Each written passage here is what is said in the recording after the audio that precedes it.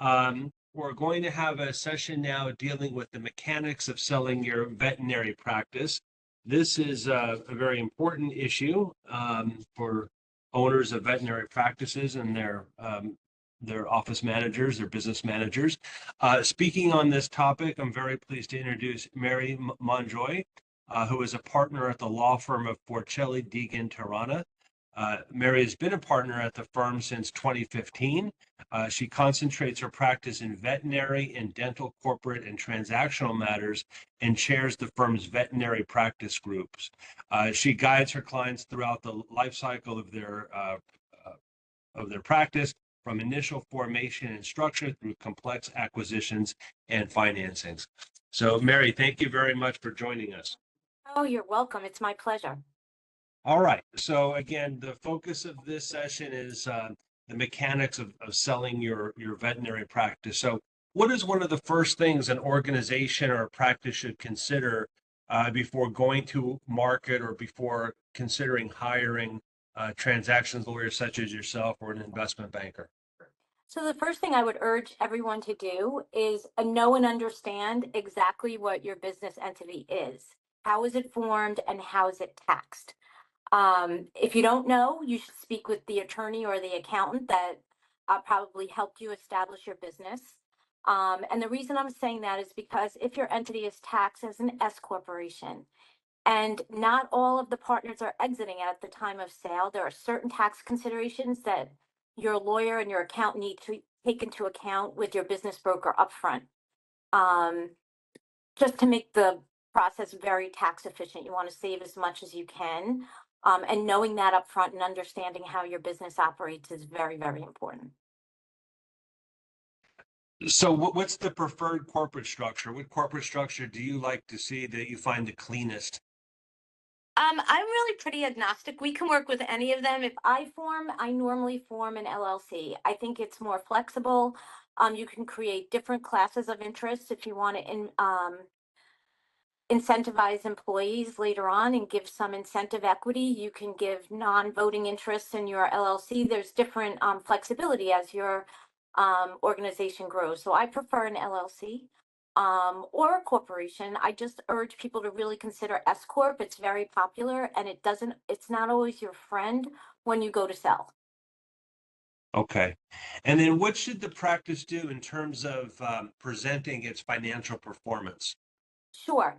So you want to make sure that you're able to provide to the person who's going to take you to market, whether it's an investment banker, a business broker, whoever's going to present your information. They need to have your profit and loss statements, your tax returns, sometimes bank statements, balance sheets, cash flow projections, because they have to put together the financial picture of your business to go out to potential buyers. So knowing how to pull those reports or having a very reliable CPA that can pull those reports and give them to whoever's going to bring you to market, and you knowing and understanding them so that when you have conversations with potential buyers, you can address questions, that's critical. Mm-hmm. How important is it that the financial results are audited versus reviewed versus compiled? Compiled is fine. I mean, if somebody wants an audited report, they'll ask for it. Very rarely do I have that. But they don't even ask for GAAP most of the time. They just need, they'll dig down, like you give them what you have. If they want more information, they'll ask for it. They can dig down as far as actual raw financial data. We've been asked for bank statements, copies of checks, have the opportunity to sit with them and go through one-time business expenses as opposed to, things that are recurring or even expenses that won't continue post-closing. Those are add backs to your EBITDA that will increase the amount you'll receive on your purchase price. So knowing what your expenses are, knowing how you run and operate your business is very important. And you should know that well and be in a position to explain that to the people you're asking help market and sell your business. And what size businesses typically need intermediaries, business brokers or investment bankers, size of practices in terms of revenue or expected selling price? It varies. There are very skilled business brokers that will take on as large a practice as an investment banker will. I feel as though, depending on what your EBITDA is, right, and what your total enterprise value is. Certainly, if you're getting into the tens of millions, you definitely want to probably go the investment banker route. If you have a large practice or a very specialized practice, if it's a specialty and emergency practice, then you want to go the investment banker route. But if you're a general practitioner, three, four, five, six, seven doctor practice, um, a, a, a skilled veterinary business broker will work just fine. Mm-hmm. Do you think there'll be more interest in rolling up veterinary practices? Oh, the interest level has been high for many years. Some people feel that a lot of them have been rolled up already. A lot of the specialty and emergency are already corporately owned.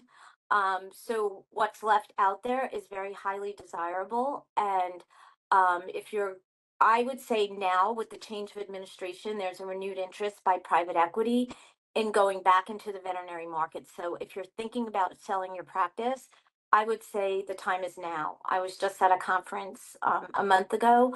There's a ton of money available in the market now for them to go back to market and buy practices, where the last year and a half, it hasn't been that way.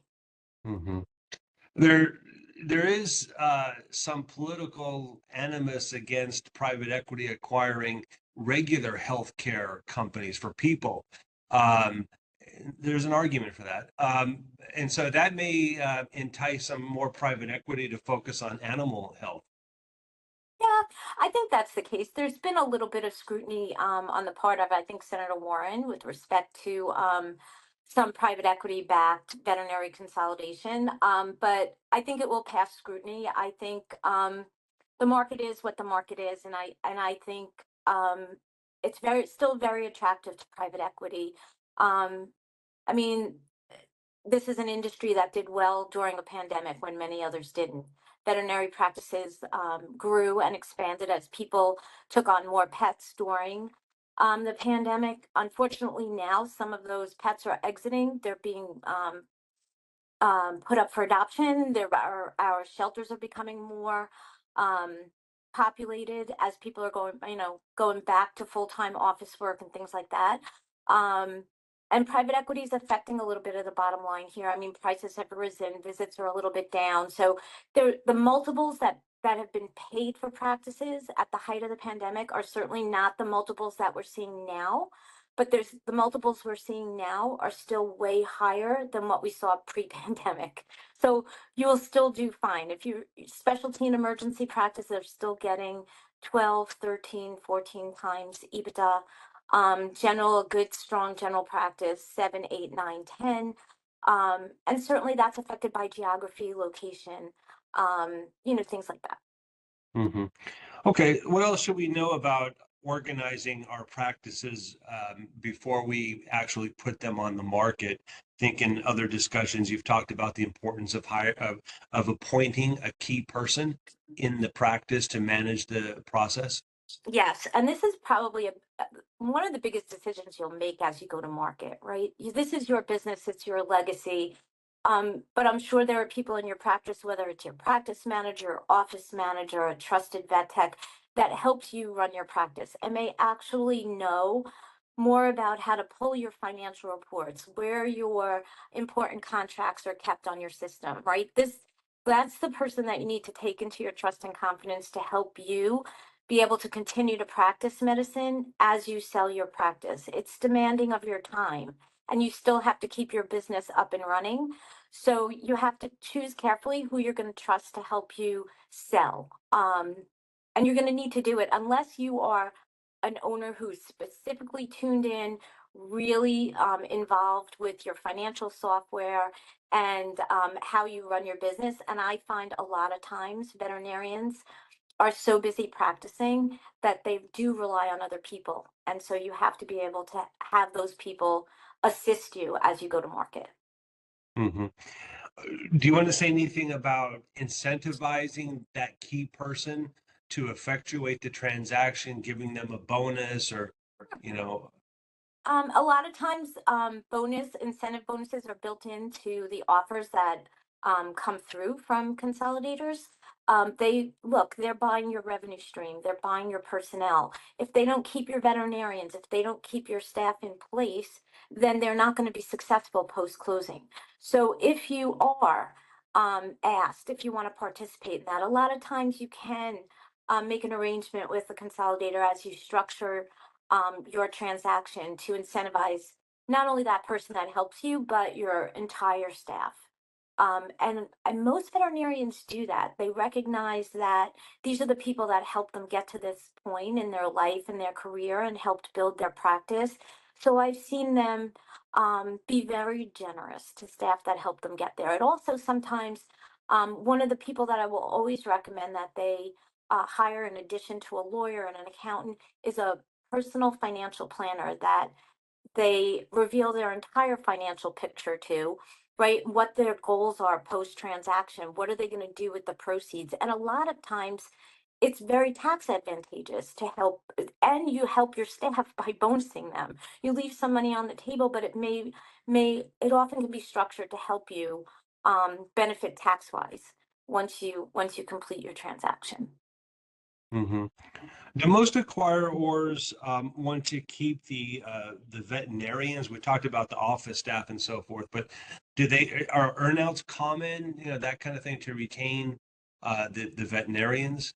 So they want to keep your every veterinarian that is producing revenue, right? So you have to separate out the seller who will have to stay on. It used to be 1 to 3 years. These days I'm seeing more they want the seller to stay on 3 to 5 years.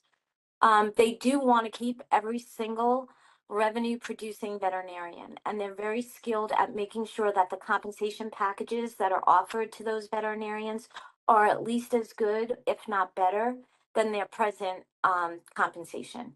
Because without that, they've spent millions of dollars on something, and it's very hard to replace a veterinarian once they leave. I've seen deals be put on hold because an associate's left, and that revenue stream is now taken out of the equation until they rehire another veterinarian.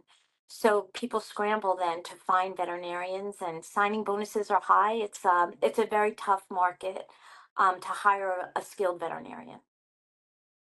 So, as far as communicating a potential sale of a veterinary practice to the staff, the key staff, is it recommended that you kind of socialize the story and try to get them on board early so they'll be supportive?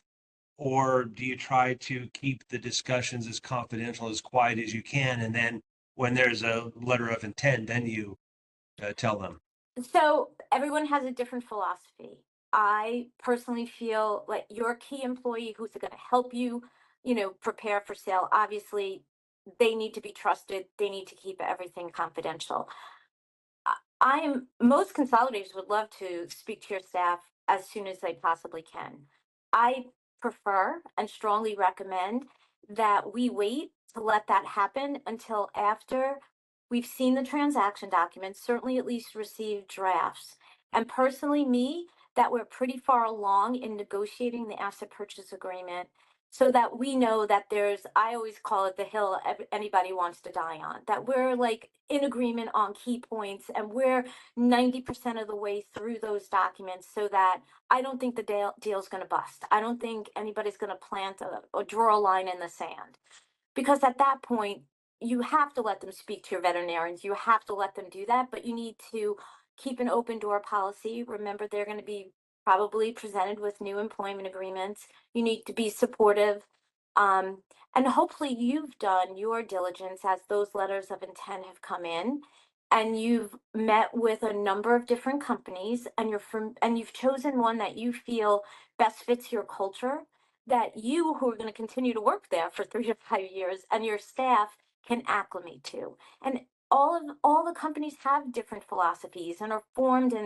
um, formed by different people with different ways of looking at veterinary practices. So your part of the deal, as these LOIs come in through your investment banker or through your broker, is you're going to have to take the time and meet with the business development teams, and they should be able to give you names of people who have sold to that company, that they're confident will speak to you and tell you not only that they're happy with the transaction, but what was the integration process like Mhm. post closing? Was it smooth? Did they take into account the way, you run your practice? Like how invasive, how easy, how smooth was that transition? And so that's, once you've done that, and you have all those LOIs and you've made that choice, then you should feel comfortable letting them speak to your staff, once those transaction documents are pretty well negotiated. Mhm. Why should a seller of a veterinary practice hire somebody like you that has a lot of experience in the veterinary world versus, another M&A lawyer that, doesn't have the experience specifically in the veterinary practice field? So I always say you can hire an M&A lawyer. These are M&A deals. An asset deal is an asset deal. A stock deal is a stock deal. And will they technically be able to negotiate those documents? Well, they will. What can a veterinary specific attorney bring is familiarity with the market and what market terms are.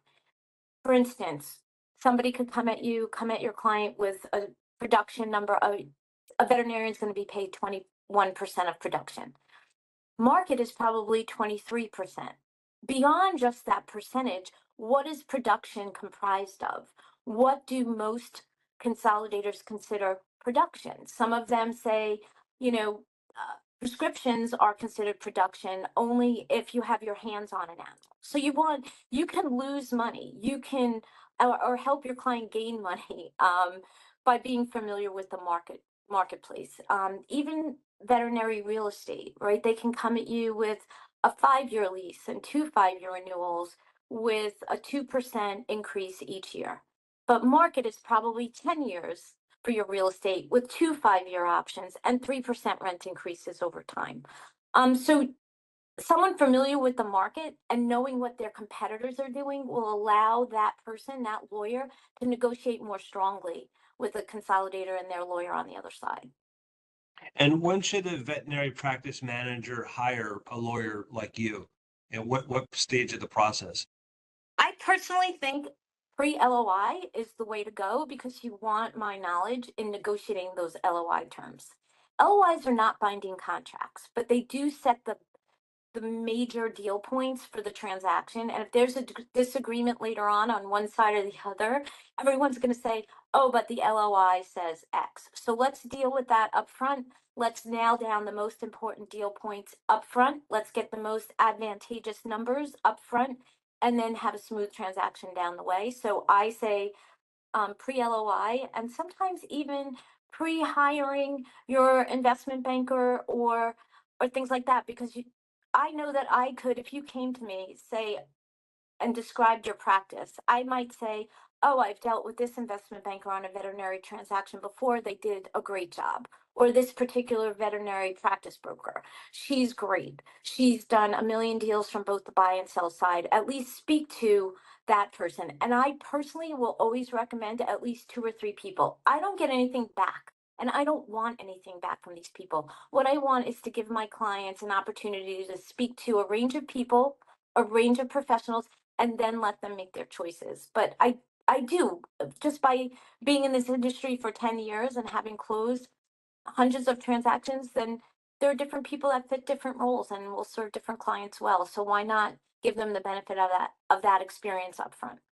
So I Okay. think personally the lawyer should come first, but maybe it's just because I'm a lawyer. I don't know. Okay.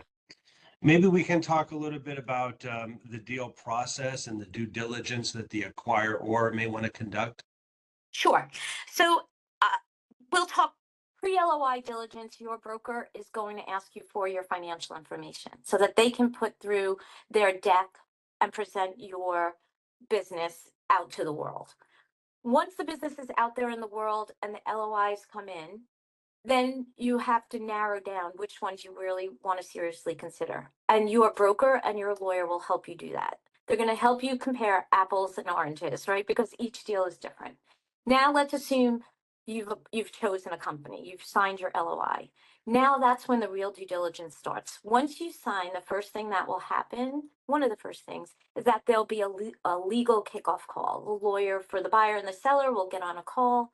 The seller will present the buyer will present the seller's lawyer with a due diligence checklist, and it will be probably 20 pages long.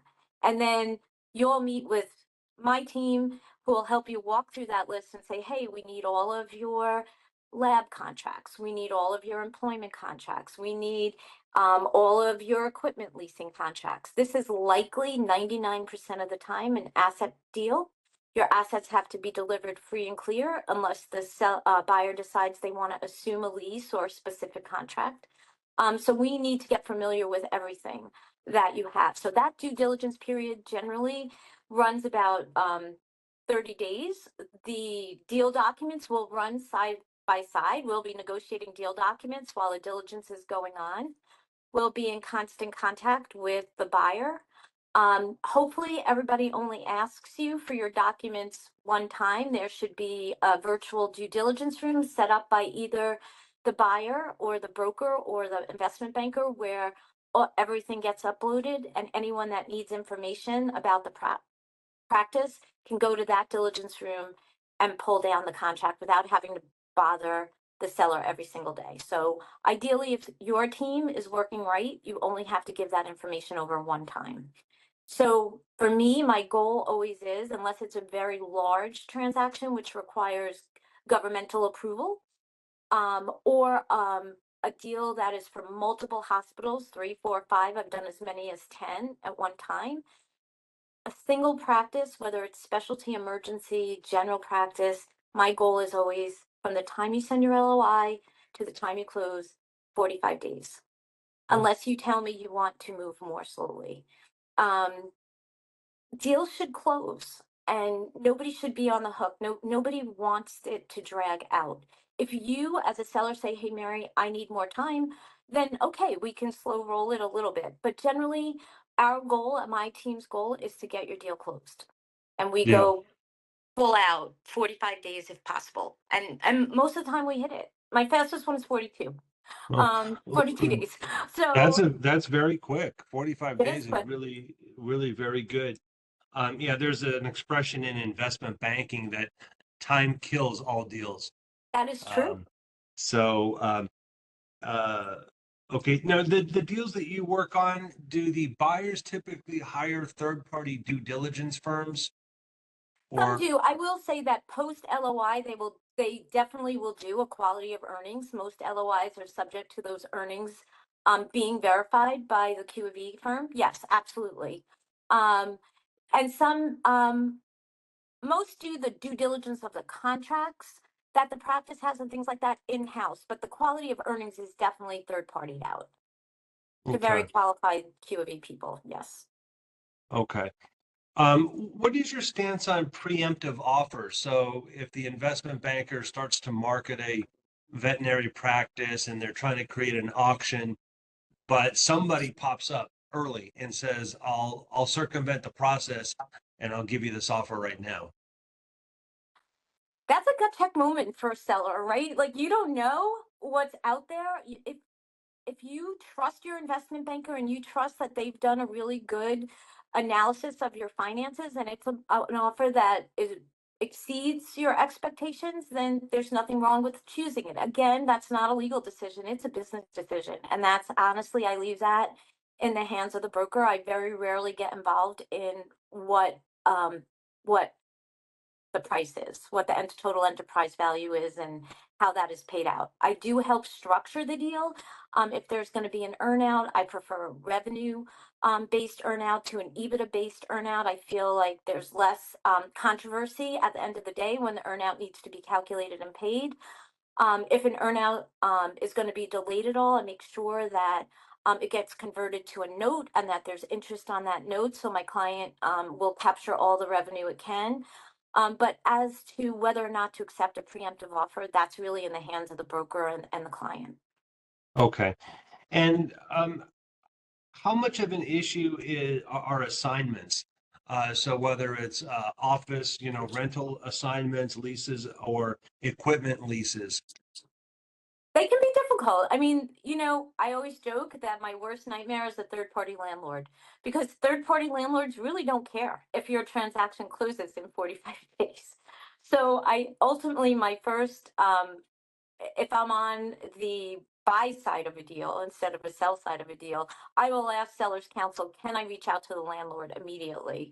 Can I start to negotiate that lease assignment? I've had transactions delayed by landlords, and I hate to throw states under a bus, but usually Florida, California, New York, very difficult. They literally can hold you up.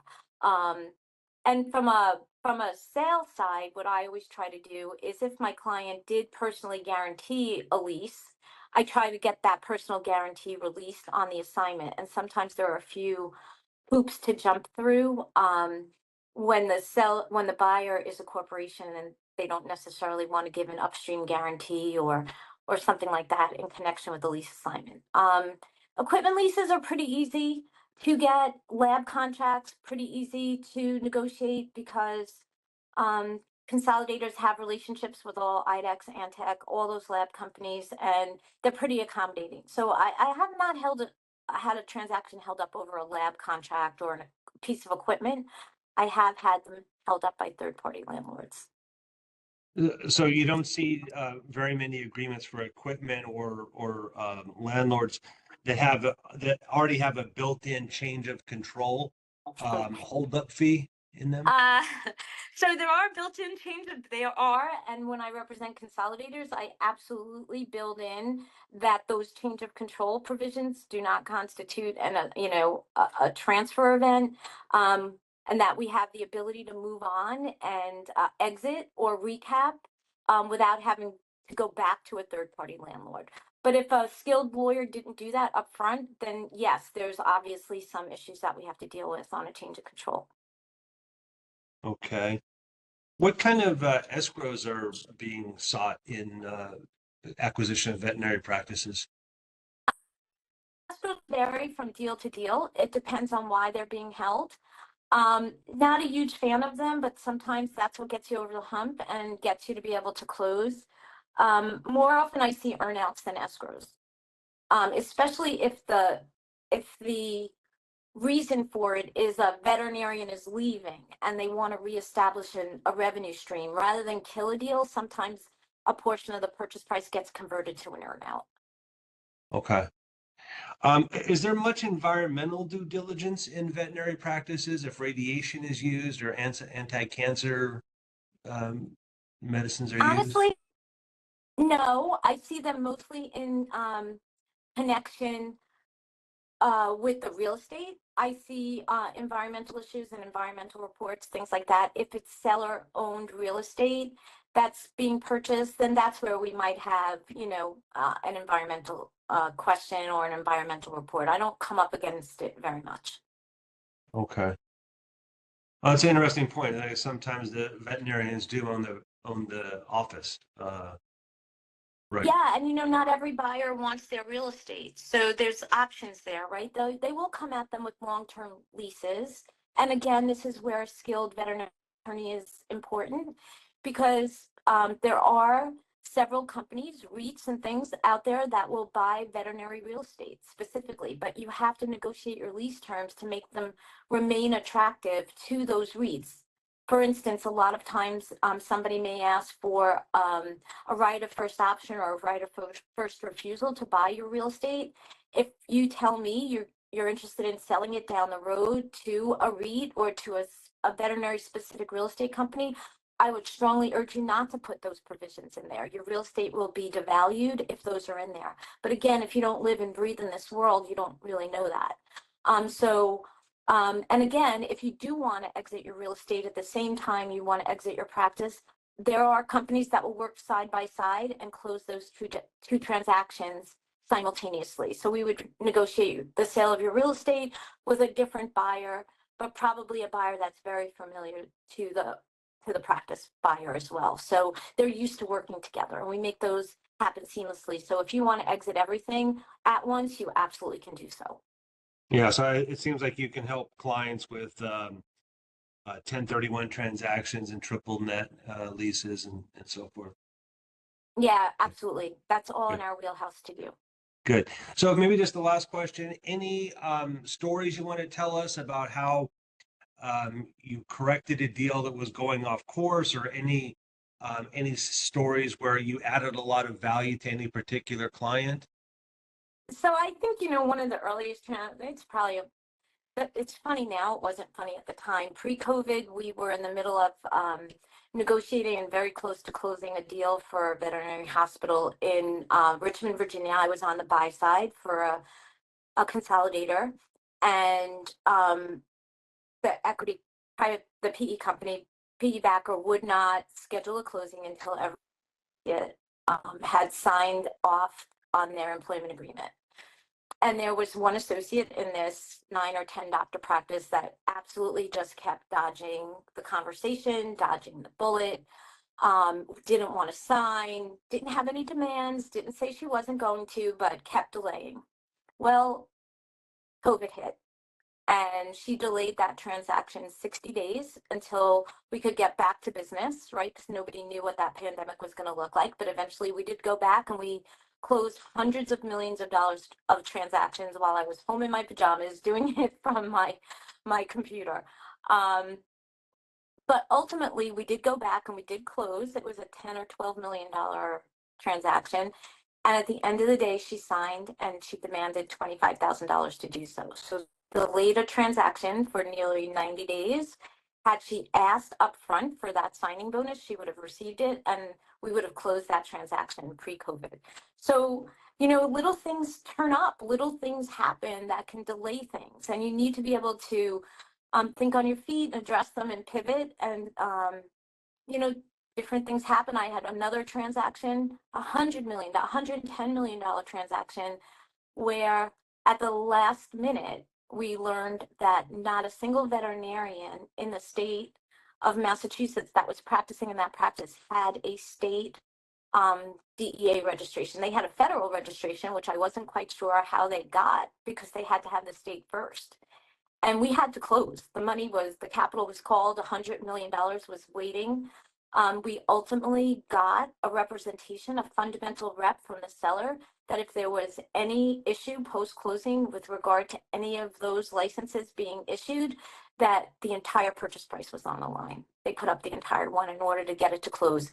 So there are creative ways to make things happen, and you just have to be a little flexible, keep an open mind, and at the end of the day, you're going to get over the finish line. Yeah. Well, thank you very much, Mary, for speaking to us. I think we all learned a lesson, is that we want to work with an experienced lawyer who's already seen some obstacles, so they can be better avoided in our deals. So Mary Mongioi from Forchelli, Deegan, Terrana, thank you so much for speaking to us. Oh, you're welcome. My pleasure.